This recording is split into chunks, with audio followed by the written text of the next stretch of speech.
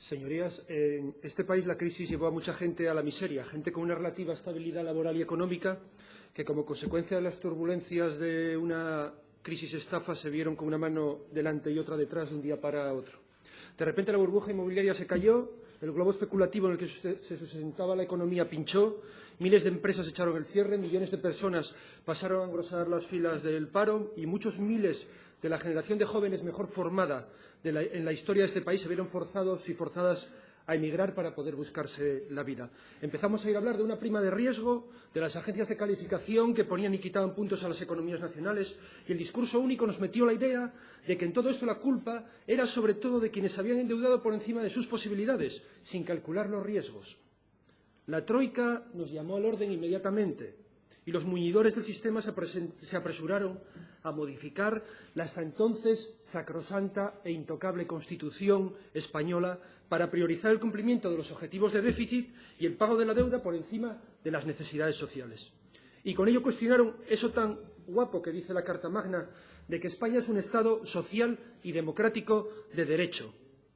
La modificación del artículo 135 de la Constitución quiebra nuestro Estado social, porque desde ese momento se convierte en obligación pública prioritaria e ineludible el rescate de unas entidades financieras que habían multiplicado escandalosamente sus beneficios durante los años del boom inmobiliario. En las calles lo decíamos, estamos en manos de especuladores, usureros y prestamistas, porque son esos mismos poderes financieros los que promovieron el rescate para sus bancos y la miseria para millones de personas. PSOE y PP optaron por salvar a los bancos frente a la gente. Aceptaron las condiciones de la Troika y la estafa de la crisis nos arrastró a una nueva situación en la que se produjo un trasvase de las rentas del trabajo hacia los poderes financieros, un desequilibrio en la relación social, con una degradación de los derechos sociales y laborales y una reducción drástica de los salarios para millones de trabajadoras y trabajadores que así se han convertido en nuevos pobres. Entrados ya a la segunda década del siglo XXI, en uno de los países más influyentes del primer mundo, ser mileurista se ha convertido en un lujo para millones de jóvenes y no tan jóvenes.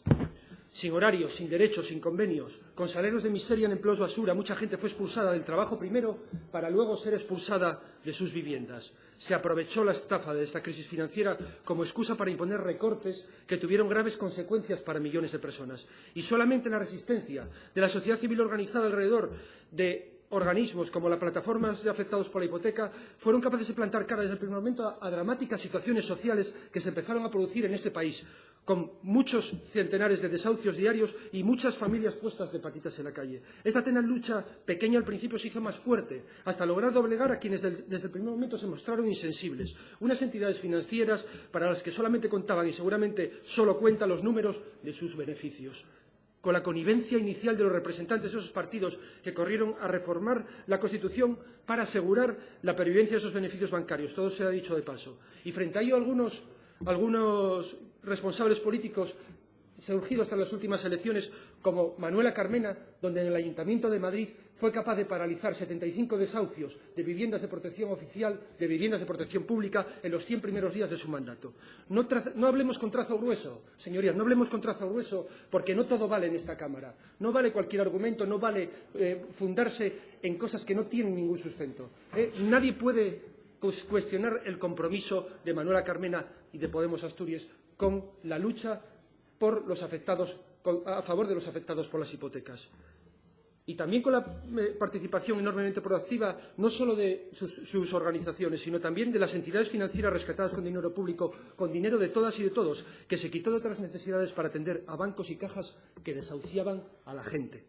Nuestra saqueada Caja Astur es un buen ejemplo cercano, inmediato, de prácticas financieras de usura que hicieron demasiado daño. Preferentes, deuda subordinada, cláusulas suelo, son ejemplos de usura, estafa y robo a miles de asturianos por parte del Iberbank. Todo ello con un presidente de la Fundación Bancaria Caja Astur nombrado por esta Cámara, de nuevo por los mismos partidos, PSOE y PP, los mismos que reformaron el artículo 135 de la Constitución. Al frente de la Fundación Bancaria Caja Astur está el millonario Manuel Menéndez.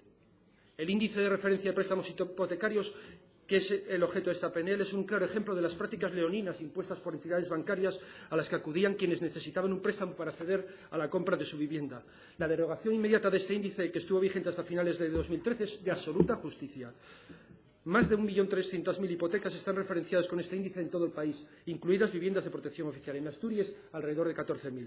El Banco de España ya admitió, sin ningún género de dudas, que este índice hipotecario de las cajas es manipulable por esas entidades de crédito. Y lo hizo en el marco de una demanda interpuesta por un activista precisamente de la plataforma de afectados por la hipoteca contra Kutxabank. El organismo regulador bancario español reconoce que cada caja ha podido influir en el resultado de este índice, aumentando los intereses aplicados por ella. Esta era la principal acusación de los afectados por este índice hipotecario, pero además queda claro que el resultado del IRPH no es representativo del mercado hipotecario, porque para calcularlo, al tratarse de una medida simple, todas las cajas tienen el mismo peso. Así pues, una caja ámbito local y sin relevancia tiene el mismo peso a la hora de aportar referencias para obtener este índice que la caja más grande con un volumen que puede ser varios cientos de veces superior. También reconoce el Banco de España que si una caja perdía cuota de mercado por aumentar su tipo de interés, su peso a la hora de determinar el IRPH se mantenía. Pero es que además la posibilidad de manipulación de este índice se acrecentaba igualmente mediante el aumento de las comisiones bancarias, que también condicionaban los números que determinaban el índice. La falta de transparencia y control son otras carencias que el máximo órgano regulador del sector bancario en el Estado español, el Banco de España, aducía sobre este índice. Señorías, estamos ante una monumental estafa a más de 1 millón de personas en este país afectadas por unas condiciones hipotecarias en que las cuotas se determinan por un índice manipulable por la banca, no representativo de la realidad del mercado y claramente abusivo. Una estafa cuyas consecuencias llevaron a muchas familias al desahucio de sus viviendas. En la PNL que se presenta hoy aquí, más allá de los efectos prácticos que pueda tener su aprobación, creemos que hacer política para la gente también pasa por visibilizar la realidad social e instar a que se den soluciones. Pasa por dar respaldo institucional y político a quienes sufren y a quienes defienden causas justas, porque para nosotros y nosotras también estamos aquí para eso.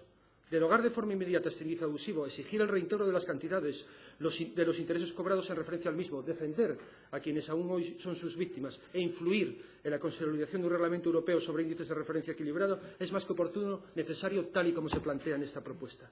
Señorías, estamos plenamente a favor de esta proposición no de ley que hoy se presenta aquí, porque es de absoluta justicia eliminar las negativas consecuencias para la vida de tanta gente a causa de la aplicación del IRPH. Gracias.